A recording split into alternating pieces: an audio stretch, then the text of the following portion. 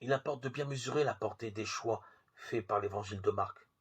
Parmi les particularités qui font son originalité, relevons tout particulièrement celle qui interdit de penser l'Église sur deux plans distincts. D'un côté, l'Église vivant comme Église et de l'autre côté, l'Église envoyée proclamer l'Évangile. Dans le projet défendu par l'Évangile de Marc, l'Église n'est Église qu'en parlant, et l'acte de parler est l'acte même de sa vie comme Église. Quand on se situe ainsi, une règle simple mais radicale prévaut. Vérifier à tout moment si ce qu'on fait découvrir à d'autres est bien quelque chose dont vit déjà la communauté. D'où l'originalité du défi pédagogique relevé par l'Évangile de Marc.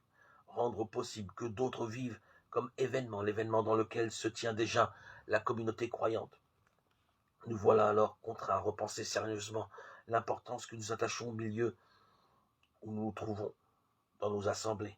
Si nous nous laissons conduire par le projet que met en œuvre l'évangile de Marc, ce n'est pas le fait d'appartenir à l'espace de notre communauté qui est déterminant, mais le fait de partager avec d'autres cette vie divine. La distinction peut sembler subtile, elle ne l'est pas tant que cela.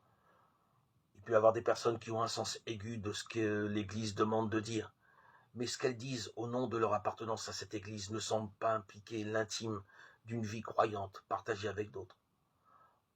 On n'a pas le sentiment qu'elles sont elles-mêmes mises en travail par ce qu'elles disent. L'expérience montre que les personnes qui ont cette attitude éprouvent beaucoup de peine à se situer par rapport à l'intention que poursuit une démarche initiatique.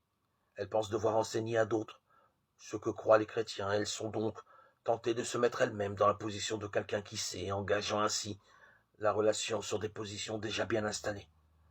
Elles ont besoin de savoir ce qu'il faut dire et faire, mais sans penser qu'il soit nécessaire d'être travaillé par une vérité qui parle en soi.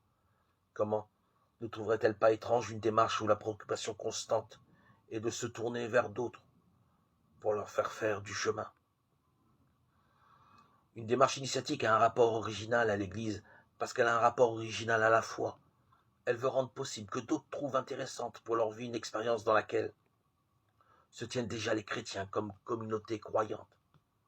Elle n'aborde donc jamais la foi en dehors de la vie divine que cette foi nourrit et fonde.